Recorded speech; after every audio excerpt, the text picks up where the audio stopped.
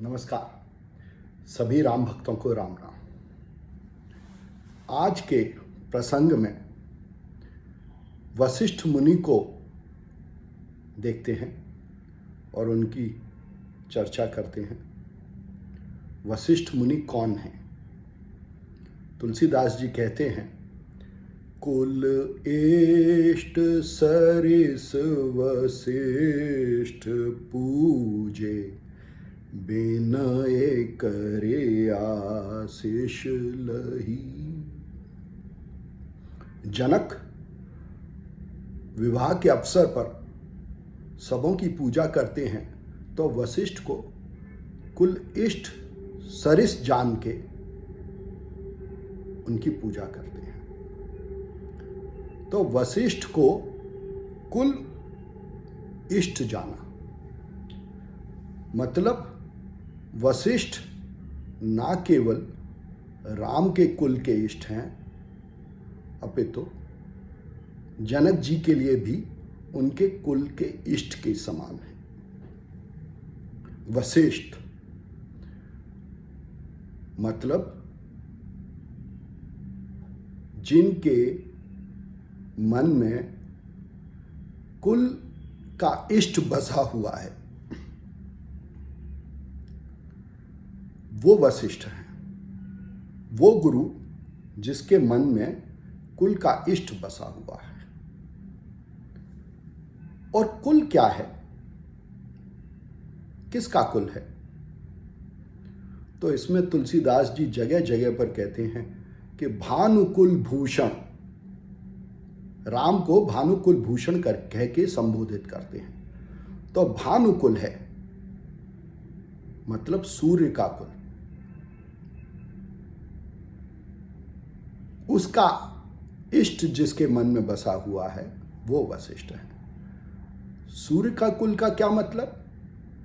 जो जो सूर्य के अंशी हैं वो सूर्य के वंशी हैं।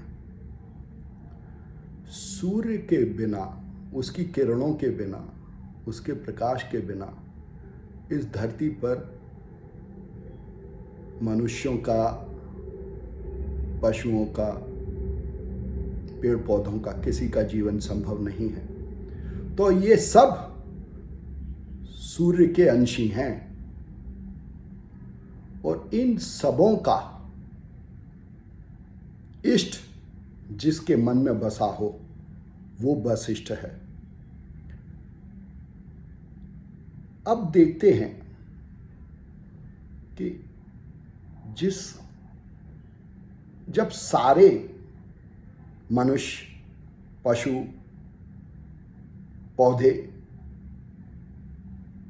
सूर्य के कुल के हैं, उनके अंशी हैं, वंशी हैं, तो ये सभी सूर्य के बालक के समान हैं। सारे मनुष्य, सारे पशु, सारे पौधे, ये सब बालक हैं सूर्य के, और सूर्य को ईश के समान माना। और इसीलिए बालकांड है कि सारे मनुष्य, सब चर अचर जो भी रचा है वो ईश्वर के बालक के समान है। यही बालकांड है। तुलसीदास जी बालकांड के अंत में कहते हैं, निज गिरा पावनी करन कारण, राम जस तुलसी कहो, कि अपनी वाणी को पवित्र करने के लिए राम का जश तुलसी ने कहा। निज गिरा पावन करन कारण, राम जस तुलसी कहो।